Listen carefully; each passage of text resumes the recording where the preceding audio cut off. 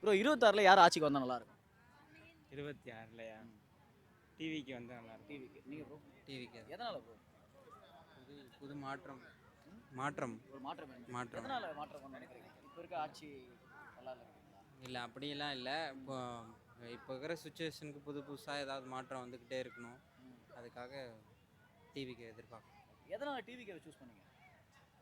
இப்போது இதில் நடிகர்லேருந்து இதுக்கு வரேன்னா அவருக்கு இருக்க வருமானம் ஃபஸ்ட்டு இந்த அரசியல் இதெல்லாம் வந்து எல்லாரும் வராங்கன்னா காரணமே வந்து இந்த பணத்தை எதிர்பார்த்து அந்த மாதிரி நிறைய இது வராங்க. இவர் நடிகர் இருந்தும் அதில் வர்ற வருமானத்தை விட இதுக்கு வரேன்னு ஒரு இதில் வராருன்னா கண்டிப்பாக ஏதோ பண்ணணும்னு தான் வராரு. அதுக்காக அவர் சூஸ் பண்ணுறாரு. நீங்கள் சொல்லுங்கள், எதனால டிவிக்கு சூஸ் பண்ணீங்க? அதே தான் ப்ரோ. அதே ஓகே. இப்போது டிஎம்கே ஏடிஎம்கே 60 இயர்ஸாக தமிழ்நாடு ஆட்சி பண்ணிட்டு இருக்காங்க. இவர் எப்படி உடனே ஒரு சிஎம் ஆகிடுவார்னு நினைக்கிறீங்க? ஒரு வாய்ப்பு கொடுத்து பார்க்கலாம். மக்கள் நினச்சா முடியும். அதான். இந்த மாதிரி நீங்கள் வேறு யாருக்கு வாய்ப்பு கொடுத்துன்னு நினச்சிருக்கீங்க? சீமான் ஓட்டு போட்டுங்களா? சீமான் இதுவரையும் சீமான் தான் ஓட்டு போட்டேன். சீமான் ஓட்டு போட்டுங்க. அப்படியா? 2 பேருமே சீமான் ஓட்டு. எதனால சீமான் வந்து விஜய்க்கு மாறினீங்க? மாற்றம் கிடையாது. ஆனால் அவங்களால வர முடியல. சப்போஸ் இவங்க வந்து பார்க்கலாம்.